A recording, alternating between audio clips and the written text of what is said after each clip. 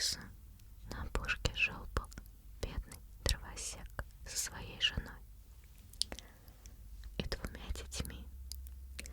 Мальчика звали Гензель, а девочку Гретель. Жил дровосек впроголодь. Вот наступила однажды на той земле такая дороговизна, что не было на что ему купить даже хлеба на пропитание. И вот под вечер, лежа в постели, стал он раздумывать, и одолевали его разные мысли и заботы. Повздыхал, да говорит жене: что же теперь будет с нами? Как нам прокормить бедных детей? Нам-то ведь даже самим есть нечего. А знаешь что? Отвечала ему жена: давай-ка пораньше утром, только начнет светать, заведем детей в лес, в самую-самую глухую чащу, разведем им костер, дадим каждому по куску хлеба, а сами уйдем на работу и оставим их одних. Дороги домой они не найдут, вот мы от них и избавимся. Нет, жена, говорит ей дровосек, этого я не сделаю, ведь сердце-то у меня не камень. Я детей от них бросить в лесу не могу. Там нападут на них дикие звери и их разорвут. Эх ты, простофиля, говорит ему жена, ведь иначе мы все вчетвером с голоду пропадем, и останется только одно — гробы сколачивать. Ох, и донимала она его до тех пор, пока он с ней не согласился.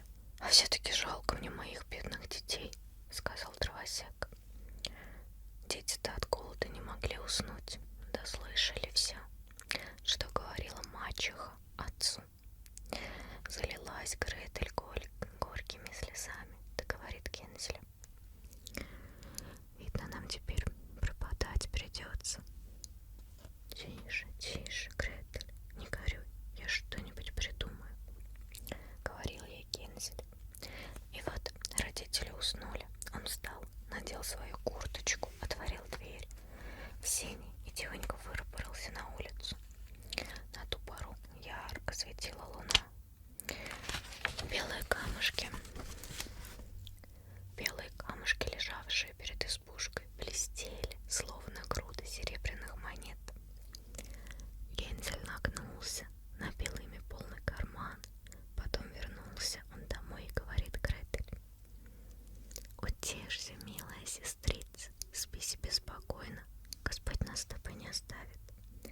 И с этими словами снова улегся в постель. И вот только стало светать, еще и солнышко не сходило, а мачеха уже подошла, да давай будить детей. Эй вы, лежебоки, пора подниматься, собирайтесь-ка с нами в лес за травами. Дала она каждому из них по кусочку хлеба, да говорит: вот это вам будет на обед, да смотрите, не съешьте его раньше времени, больше вы ничего не получите. Гретель спрятала хлеб в свой передник, ведь у Гензеля карман был полон камней. Собрались они идти вместе в лес, прошли немного, как вдруг Гензель остановился, оглянулся назад, посмотрел на избушку. Так он все время оглядывался назад да останавливался. А отец ему и говорит: Гензель, ты все время оглядываешься, да отстаешь. Смотри-ка, не зевай, иди побыстрее. Ах, батюшка, я все гляжу на свою белую кошечку. Вон она сидит на крыше, будто хочет сказать мне прощай. А мачеха-то и говорит: дурень ты, это все не твоя кошечка, это утреннее солнце блестит на трубе. А Гензель-то вовсе не на кошечку смотрел. Он доставал из кармана и бросал на дорогу блестящие камушки.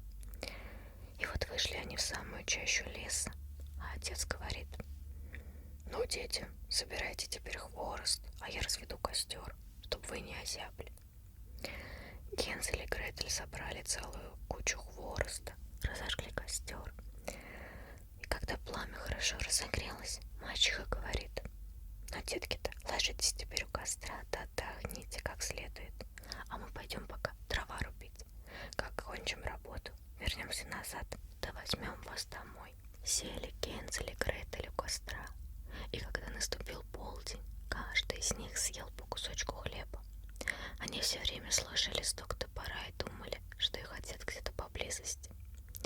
Но это был не стук топора, а чурбана, который привязал дровосек к сухому дереву, а он, раскачиваясь под ветром, стучал о ствол. Долго они так сидели у костра, от усталости стали у них совсем глаза закрываться, и крепко они уснули. Когда проснулись, была уже глухая ночь. Заплакала Гретель да говорит: как же нам теперь выбраться из леса? Стал ее Гензель утешать: погоди маленько, скоро взойдет луна, и мы уж точно найдем дорогу. Когда взошла полная луна, взял Гензель сестрицу за руку, да пошел от камушка к камушку, а сверкали они словно новые серебряные денежки и указывали детям путь, дорогу. И вот шли они всю ночь напролет, подошли на рассвете к отцовской избушке, постучались, мачеха открыла им дверь, да видят, только Гензель и Гретель там, и говорит: да что ж вы скверные дети-то, так долго спали в лесу, а мы уж думали, что вы назад вовсе не хотите возвращаться. Обрадовался отец детей-то увидев, было у него на сердце тяжело, что бросил он их одних. Вскоре опять голод наступил, да нужда. Дети-то опять услыхали, что мачеха ночью, лежа в постели, говорила отцу: у нас опять все съедено, осталось только полкраюхи хлеба. Видно, скоро конец-то придет. Надо бы нам от детей избавиться. Ну давай заведем их в лес подальше, чтобы не нашли дороги назад. Нет другого выхода у нас. Тяжко стало на сердце дровосека, и он подумал: уж лучше мне бы последним куском с детьми поделиться. Но жена об этом даже слушать не хотела, бранила, попрекала его. И вот плохое начало не к доброму концу. Уступил он раз, пришлось ему и теперь согласиться. Дети еще не спали, да слышали весь разговор, и только родители уснули. Поднялся Гензель опять. Хотел он было выйти, чтобы собрать камушки, как в прошлый раз, но мачеха эту дверь заперла, и Гензель выбраться из хижины не смог. Стал он утешать сестрицу, да говорит: не плачь, Гретель, спи спокойно, Бог нам как-нибудь да поможет. И вот ранним утром пришла мачеха за ними, подняла детей с постели, дала кусок хлеба, он был еще меньше, чем в первый раз. По дороге в лес Гензель крошил хлеб в кармане, все останавливался да бросал хлебные крошки на дорогу. Что это ты, Гензель, все останавливаешься да подглядываешь, останавливаешься да оглядываешься, ступай-ка своей дорогой, говорил им отец. Да это я смотрю на своего голубка, вот сидит на крыше дома, со мной будто прощается. Дурень ты, это вовсе не голубь твой, это утреннее солнце блестит на верхушке трубы. А Гензель-то все бросал по дороге хлебные крошки. И вот свела мачеха детей еще глубже в лес, где они ни разу еще не бывали. Развели опять большой костер, и говорит им мачеха: детки, садитесь вот тут, а устанете, так поспите маленько, а мы пойдем в лес дрова отрубить. К вечеру, как кончим работу, вернемся сюда, да возьмем вас домой. И вот когда наступил полдень, поделилась Гретель своим куском хлеба с Гензелем, ведь он весь свой хлеб раскрошил по дороге. Потом они уснули, но вот уже вечер прошел, а никто за бедными детьми не приходил. Проснулись они темной ночью, и стал Гензель утешать сестрицу: погоди, Гретель, скоро луна взойдет, станут видны хлебные крошки, что я разбросал по дороге, они укажут нам путь, дорогу.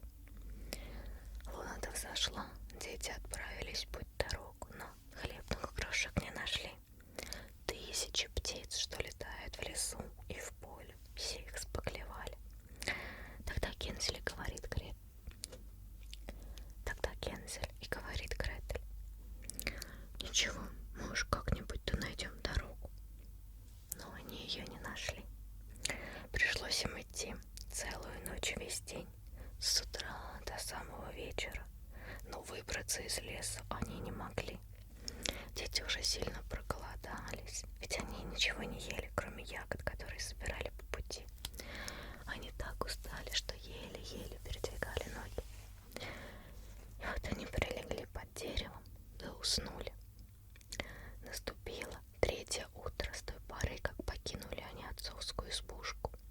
Пошли они дальше, идут и идут, а лес все глубже, темней. И если вскоре бы не подоспела помощь, они бы выбились из сил. Наступил полдень, и они заметили на ветке красивую белоснежную птичку. Она пела так хорошо, что они остановились и заслушались ее пением. Но вдруг птичка умолкла и, взмахнув крыльями, полетела перед ними. Они пошли за ней следом, дошли, пока наконец не добрались до избушки, где птичка уселась на крыше. Подошли ближе и видят, сделана избушка из хлеба, крыша на ней из пряников, а окошки все из прозрачного леденца. Вот мы за нее и примемся, и тогда-то у нас будет славное угощение. Я отъем кусок крыши, а ты, Гретель, возьмись за окошко. Оно должно быть очень сладкое. Забрался Гензель на избушку, отломил кусочек крыши, чтобы попробовать, какая она на вкус. Гретель же подошла к окошку, да начала его грызть. Да вдруг послышался изнутри чей-то тоненький голосок. Хруп-да хрупся под окном, кто грызет и гложет кто. А дети ответили: это гость чудесный, ветер поднебесный. И не обращая внимания, они продолжили объедать домик. Гензель, которому очень понравилась крыша, оторвал от нее большой кусок, да сбросил вниз, а Гретель выломала целое круглое стекло из леденца и, усевшись около избушки, стала им лакомиться. Вдруг открывается дверь, и выходит оттуда, опираясь на костыль, старая-престарая бабка. Гензель и Гретель так ее испугались, что выронили из рук лакомство. Покачала старуха головой да говорит: милые детки, кто вас сюда привел? Ну, милости просим, входите в избушку, худо вам тут не будет. Она взяла их обоих за руки, да ввела в свою избушку, принесла вкусной еды, молока с оладьями, посыпанными сахаром, яблок и орехов. Потом она постелила две красивые постельки, накрыла белыми одеялами. Улеглись Гензель и Гретель, да подумали, что попали, должно быть, в рай. Но старуха-то только притворялась такой доброй, а была она на самом деле злой ведьмой, что, подстерегая детей и избушку из хлеба, построила для приманки. Если кто попадал к ней в руки, она того убивала, потом варила и съедала. И было это для нее праздником. У ведьм всегда бывают красные глаза, да видят вдаль они плохо, но зато нюх у них, как у зверей, и они чуют близость человека. Когда Гензель и Гретель подходили к ее избушке, она злобно захохотала, да сказала с усмешкой: вот они и попались, теперь им от меня не уйти. И рано поутру, когда дети еще спали, она встала, посмотрела, как они спокойно спят, да какие у них пухлые румяные щечки, да пробормотала про себя: вот и я приготовлю себе лакомое блюдо. Схватила она Гензеля своей костлявой рукой, да унесла его в хлев, заперла там за ретчатой дверью. Пусть кричит себе, сколько вздумается, ничего ему не поможет. А потом она пошла. Гретель растолкала, разбудила, да говорит: вставай, лентяйка, то притащи мне воды. Свари своему брату что-нибудь вкусное. Вон, сидит он в хлеву, пускай хорошенько откармливается, а когда разжиреет, я его съем. Залилась Гретель да горькими слезами. Но что делать? Пришлось исполнять приказания злой ведьмы. И вот были приготовлены для Гензеля самые вкусные блюда, а Гретель достались лишь объедки. Каждое утро пробиралась старуха к маленькому хлебу и говорила: Гензель, протяни ко мне свои пальцы, я хочу посмотреть, достаточно ли ты разжирел. Но Гензель протягивал ей косточку, и старуха, у которой были слабые глаза, не могла разглядеть, что это такое,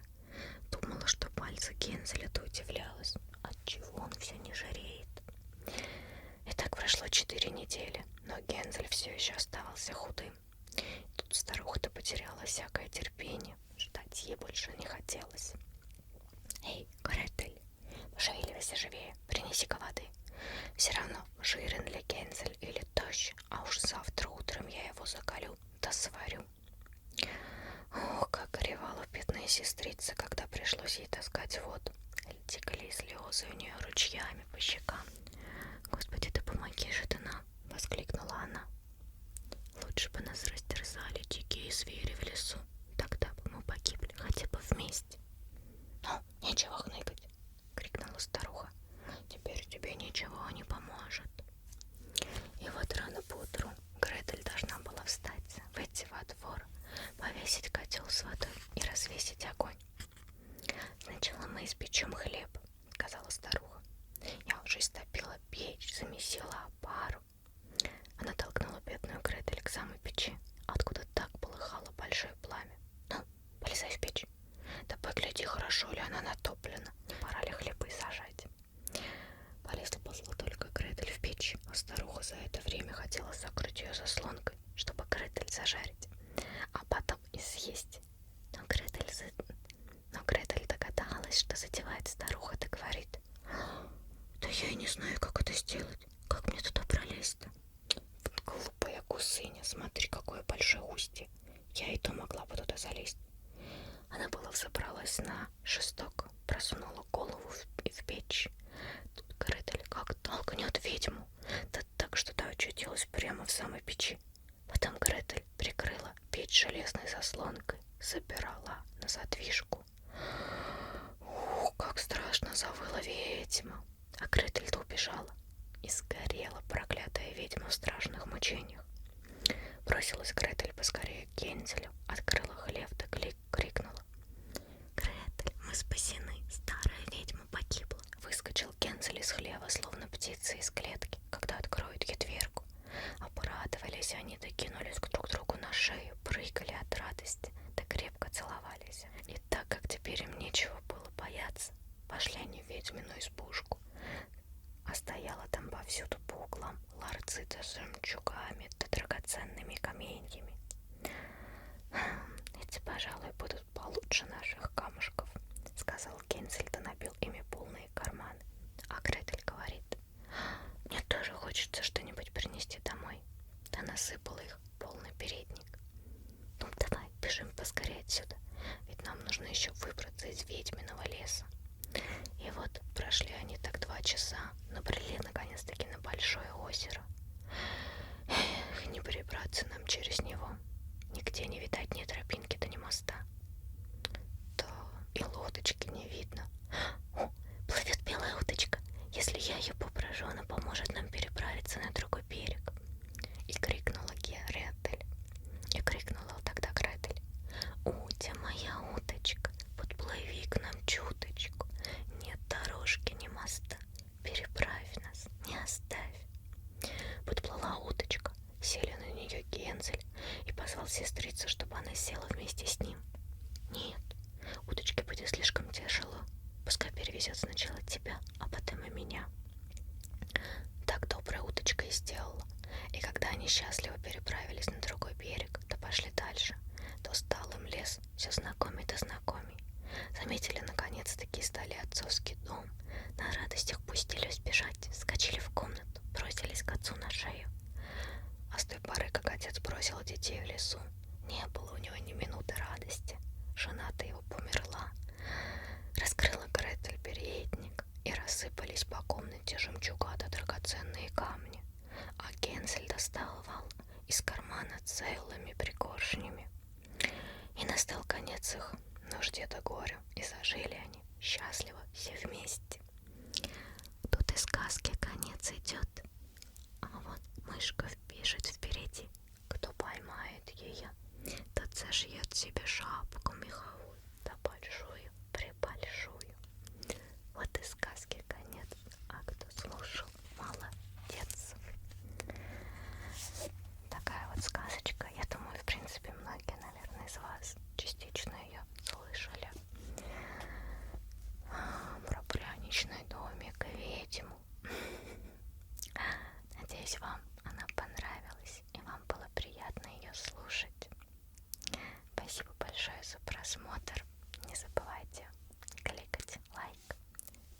цивилизации.